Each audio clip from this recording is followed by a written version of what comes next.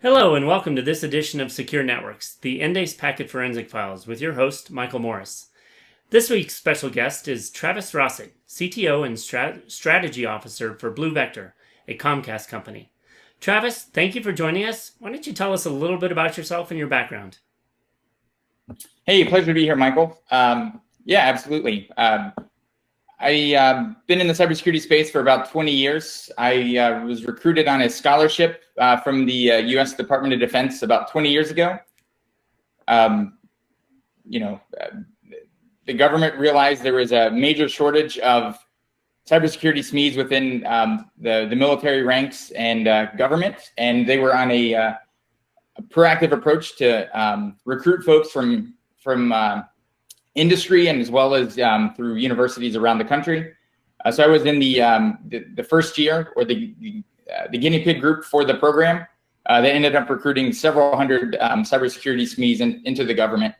So I spent about 10 years as a government employee working across pretty much all aspects of cybersecurity, incident response, program management, red teaming, analytics, compliance, policy training, you name it.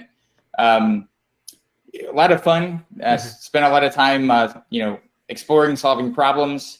After about 10 years, kind of wanted to have a change of pace. So I have spent about the last 10 years in industry, working on the product side, taking the institutional knowledge that I gained from the government space, studying the root cause and gaps of problems, and really trying to get companies and startups really focus on solving those problems and bringing that technology to market to ultimately, help customers be more successful.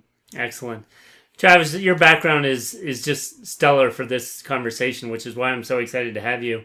So with your years of experience and with all the changes going on today, what do you see as the state of cybersecurity today? So I think,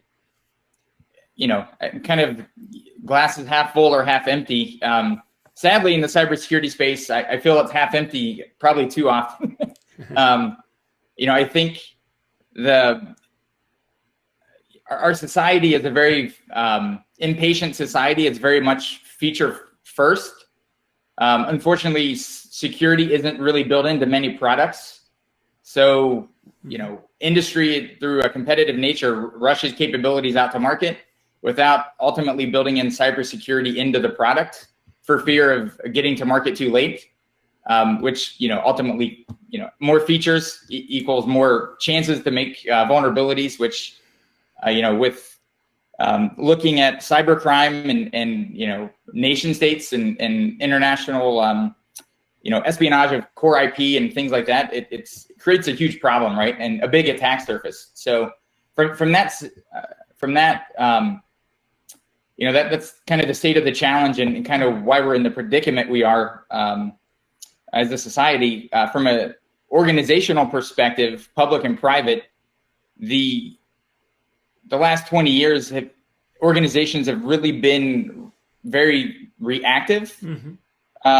So most of the security programs are very reactive in nature. So unfortunately, there's a very heavy focus on compliance and checkbox type of security. Yes. And there's a lot of, I guess, politics or bureaucracy and actually evolving that, right? So it's been really stale. Unfortunately, that works to the cyber adversary's advantage. So I kind of use the analogy, the state of cybersecurity from a reactive perspective is think if you're driving a car on a road, and you're trying to avoid potholes, but you're trying to avoid potholes by only being able to look through the rearview mirror. So That's a in the great cyber analogy. realm, it's called like victim zero. Yeah. So whoever's in the first car in the line, is going to hit the pothole, and then they tell everybody else where to avoid a pothole. So that's pretty much, the way cybersecurity has been the last 20 years. And it's really much, let's find something that's bad. Somebody feels the brunt of the pain. They share those insights and everybody shares the signatures in seconds, minutes, hours, or days, right? It's this huge challenge to get that information out broadly some networks are air gapped or other things that it really really is a slow process. So in essence, it's a very reactive model. A lot of inefficiencies in that process. Mm-hmm. And adversaries know the compliance requirements. They know what things should be in place. Unfortunately, they know most organizations, that's pretty much their benchmark. So they know exactly where the gaps are, right? Mm-hmm. So assuming that most organizations are only compliant, they kind of know where to go between, policies, guidelines, things like that. So they leverage those gray areas for their advantage. No, I love that analogy. It's an excellent state of things. What are some things you see missing from security strategies, considering all the major changes happening in networking security, especially as a result of the massive shift to remote workforces? Yeah, again, I kind of goes back to my earlier comment. It's really around feature first. Let's innovate, get things to the market quickly, mm-hmm. and then let's figure out the security aspect later, right? So there's this inherent pressure to implement technology rather quickly, but not a lot of focus on where are those gray areas that might be created that the adversaries can leverage and exploit for some period of time. Mm-hmm. So we've kind of seen a little bit of that with the rapid adoption and move to the cloud, right? Everyone, there's huge pressure the last 5 to 10 years or momentum to move to the cloud. The cloud has a lot of advantages, but when it comes to cyber risk and the complexities around it, it doesn't. I think there's a false perception that moving to the cloud makes you secure. Really the cloud is somebody else, somebody else is running your compute for you. It's not your data center. Right. But you're still responsible for protecting your data. And it being in somebody else's environment, there are some complexities there. I think that still continues to be a challenge, right? A lot of the cloud security today is really focused on cyber hygiene. Right. And because the adversaries are, successful with, those kind of basic attacks. Right. So that continues to be a challenge. I think from, dealing with the pandemic, a lot of work from home, zero trust architecture is another big buzzword that's going around. A lot of it's really focused on the identity, access management. A lot of the communication, is encrypted point to point. However, there's a couple concerns that I have in general with zero trust architecture, mm-hmm. and creating some new gray space or gray area that an adversary could exploit. So for one, it really puts a lot of emphasis on endpoint security, okay. A little bit of an overemphasis. So, in my experience and have a long history and background in endpoint cybersecurity to go along with network, if chances are in a lot of environments, there is some level of compromise that already exists. So I kind of call it grandfathering in. So as you move to a new environment, new infrastructure, new architecture, there's some level of malware, backdoors, compromise that's being grandfathered into some new environment. I see a lot of times where people don't really have rigorous processes to mitigate that, and or account for that, as they transition to a new architecture, a new environment. So a zero trust architecture, I think, doesn't take fully into account some of the data that could be residing on the environment, or the fact that it could be malicious data. So I see that as a gray area that could be exploited, and or some of the systems or identities or accounts could also be compromised. And in my experience, some places have trouble even counting between tens of thousands of computers on the network, let alone can tell you who has access to what information. So I see a lot of opportunity for that gray space that cyber adversaries like to exploit. So just really, cautious and looking at the technology and the evolution with what the pandemic is driving faster today. Okay. Just some things everyone should be cognizant of. No, that's great. Very, very detailed insights you're sharing there.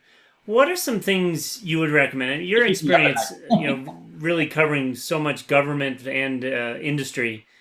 What are some things you would recommend government organizations in particular do to begin to move their activity from merely reactive to more proactive threat hunting cybersecurity processes? Sure. Yeah, that's a great question, Michael. Two things. One is the internal security of the government. I think a very large portion of the funding that they have for internal spend on security is really heavily focused on compliance and internal auditing. They're trying to automate that as much as possible, but it's, it is a very, expensive feat, and it's very resource intensive from a personnel perspective. Right. I think, the other aspect is, at least one of the big differences I see from public and private sector, the government is outstanding identifying problems and requirements, specifically in cybersecurity, years ahead of anybody else. But due to acquisition laws, constraints, the budget process, they don't really get to showcase their ability to be forward thinking. So that process isn't nimble. It doesn't really keep pace with cyber adversaries. I know that's another big area they're trying to change, but historically I've seen the government be phenomenal in identifying these problems well ahead of industry, but industry really being much faster to adopt and adapt to some of those challenges. I think, trying to speed up that acquisition procurement process, having some type of more flexibility in how they spend money from a cybersecurity perspective, would be hugely helpful. So really a non-technical type of approach or solution. But I think that would give them some nimbleness to keep up with the adversary. Yeah. And, the adversary doesn't have any constraints. Right. So, right. Yeah. And they're heavily targeting government entities too. So, you kind of, your insights there on that question actually kind of bled to my next question, which is, there is some unique challenges and yet some advantages of government entities in comparison to enterprises like retail, finance, healthcare, in terms of cybersecurity. You mentioned a few there. What are some other maybe technical or deployment architectural things you might think of? Yeah, so I would say one thing that comes to mind is, the last several years, the U.S. government has been trying to create some collaboration, more interaction with industry, specifically critical infrastructure.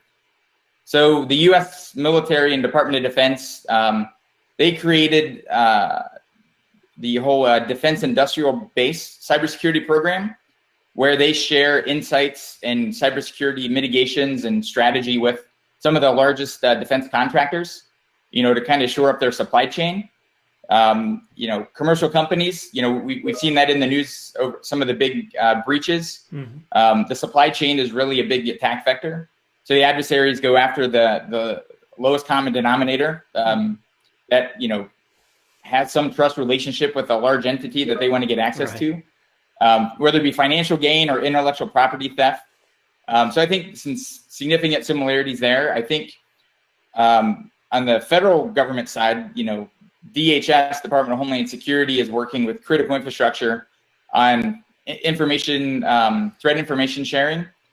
I think, again, going back to one of the earlier questions around reactive to proactive cybersecurity, it's kind of, hey, the government has some threat intel and some signatures that we know that are bad.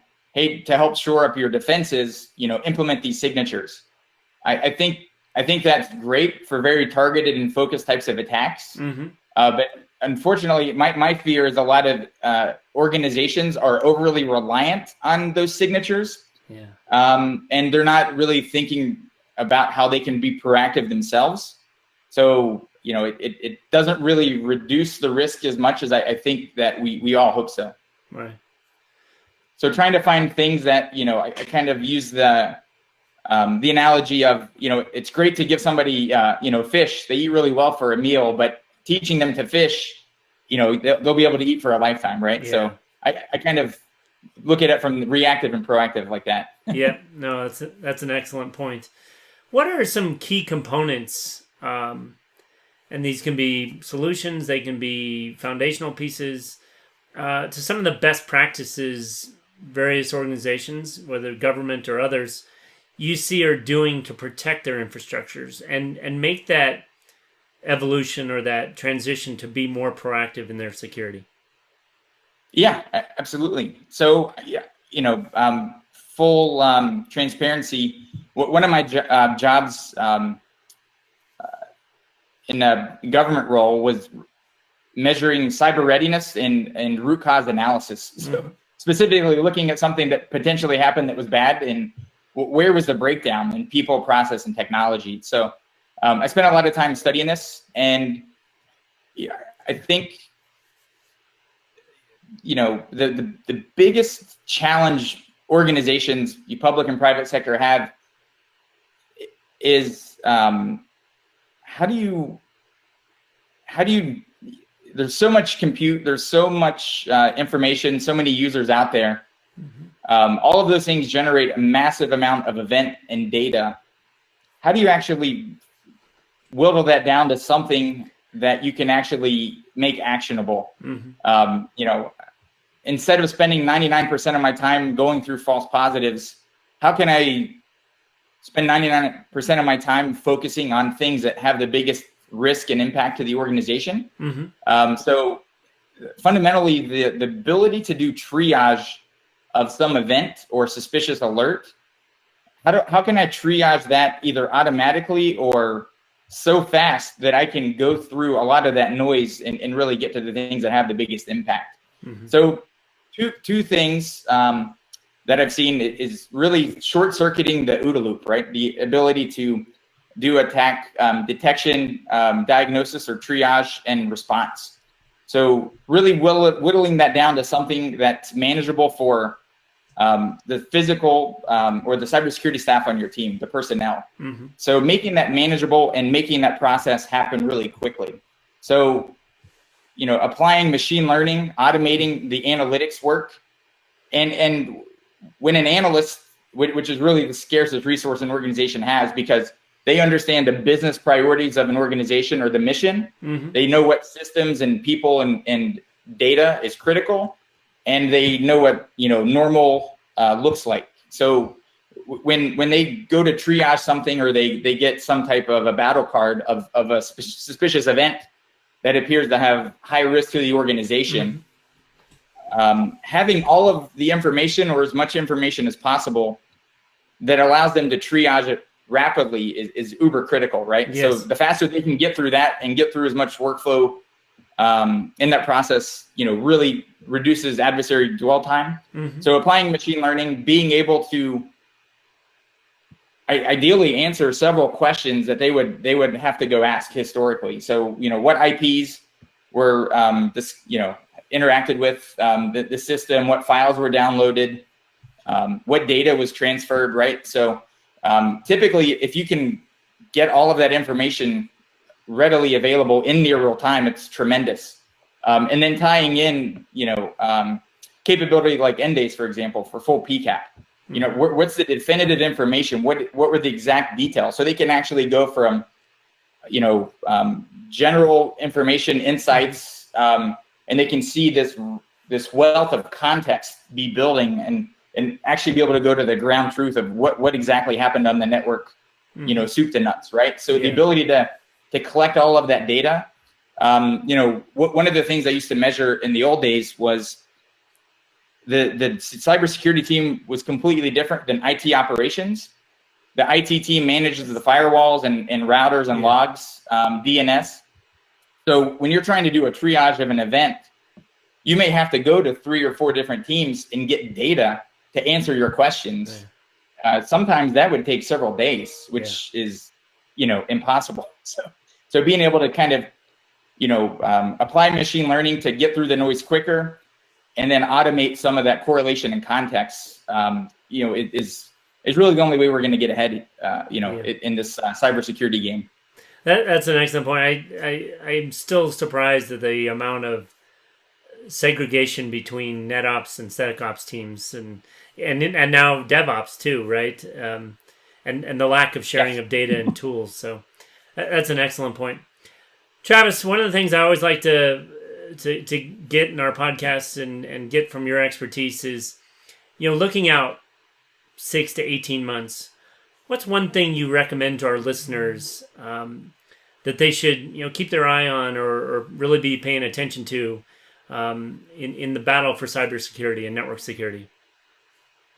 Yeah, I think, two major things. I guess I'll give something to look out for, as you mentioned, and then just something from a trend that we're observing. So the lookout thing is, cybersecurity is, there's a lot of buzzwords out there and tremendous amounts of marketing around the buzzwords. And it's really difficult for organizations, staff, procurement folks to kind of figure out, all of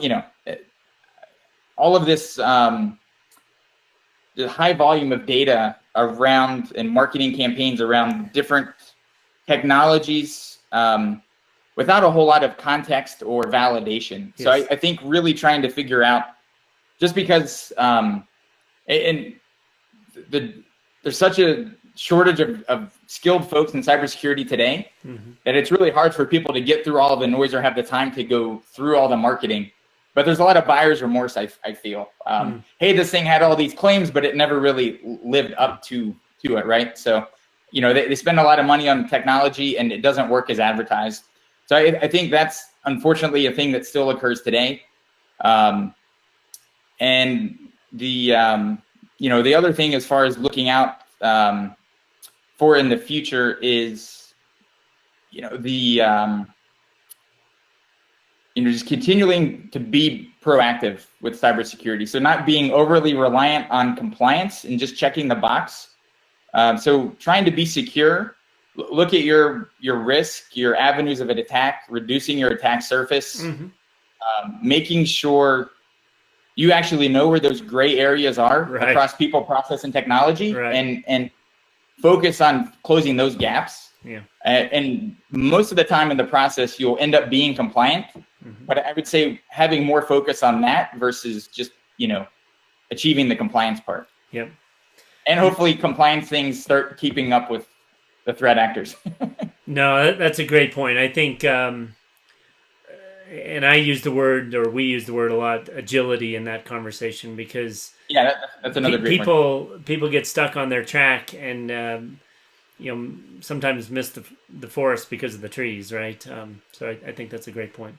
Well, Travis, first of all, thank you again for taking a little bit of time and sharing your tremendous insights in how better to secure networks.